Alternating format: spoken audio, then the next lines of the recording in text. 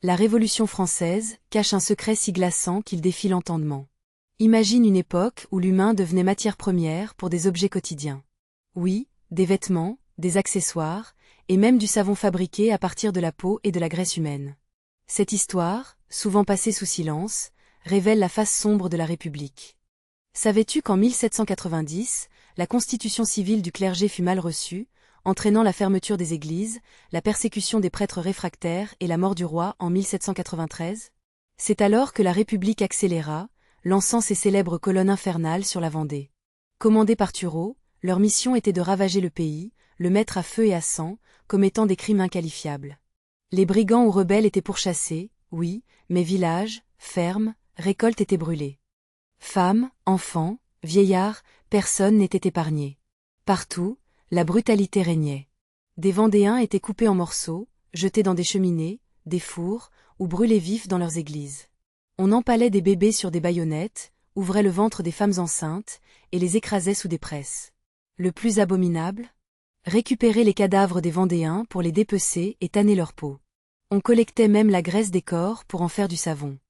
Des figures comme Saint-Just se sont interrogées sur l'utilisation des peaux mortes pour le commerce. Il est même attesté que de l'huile tirée de corps humains, en Vendée, servait pour les lampes des émailleurs.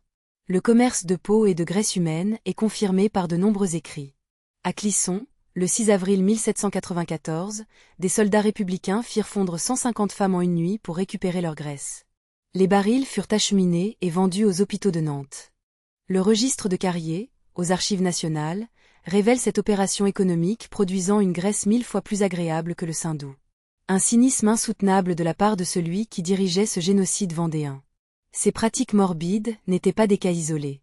Aimé de Coigny rapporta l'existence de 3 tanneries de peau humaine, à Pont-de-Sey, près d'Angers, à Étampes et à Meudon. L'existence de celle de Meudon est confirmée par un rapport de Saint-Just en août 1793, avant les colonnes infernales. On y tannait la peau humaine. Celle des hommes était jugée d'une qualité supérieure au chamois, celle des femmes plus souple mais moins solide. L'abbé de Montgaillard corrobora ces faits dans son Histoire de France, tome 3, page 299. Le duc d'Orléans, Égalité, portait un pantalon en peau humaine. Les beaux cadavres étaient écorchés et leur peau tannée. La mode en 1793, chez les députés voulait qu'on porte des culottes en peau humaine.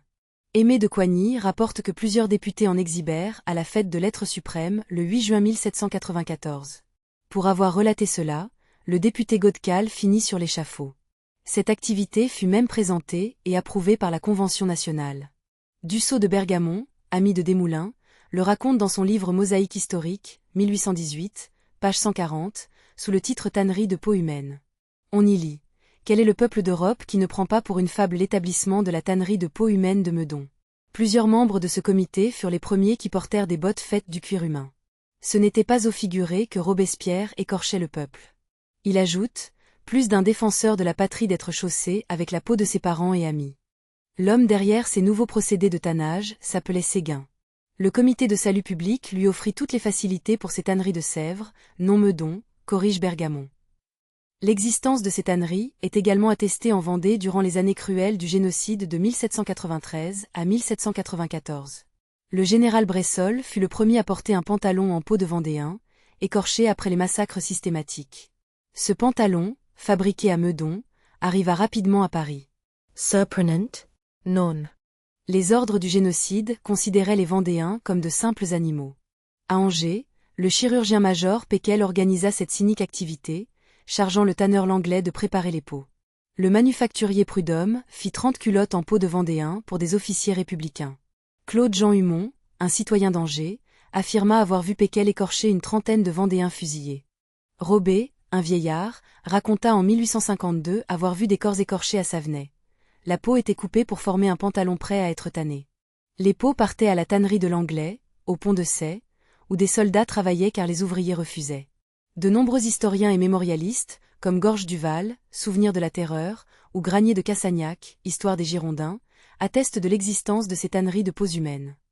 Un tribunal a même condamné un officier pour avoir détourné la peau d'une guillotinée. Ces horreurs ont marqué l'histoire. Entre 1793 et 1796, on estime qu'environ 200 000 Vendéens ont été massacrés, un fait attesté par l'historien Reynald Secher. N'oublions jamais que la déshumanisation pave la voie aux atrocités les plus sombres. Ce combat pour la mémoire et la dignité résonne profondément avec les luttes actuelles de l'Afrique pour sa souveraineté et sa juste place. Partage cette vidéo pour mieux connaître notre histoire et si tu apprécies ce contenu, abonne-toi et mets un like.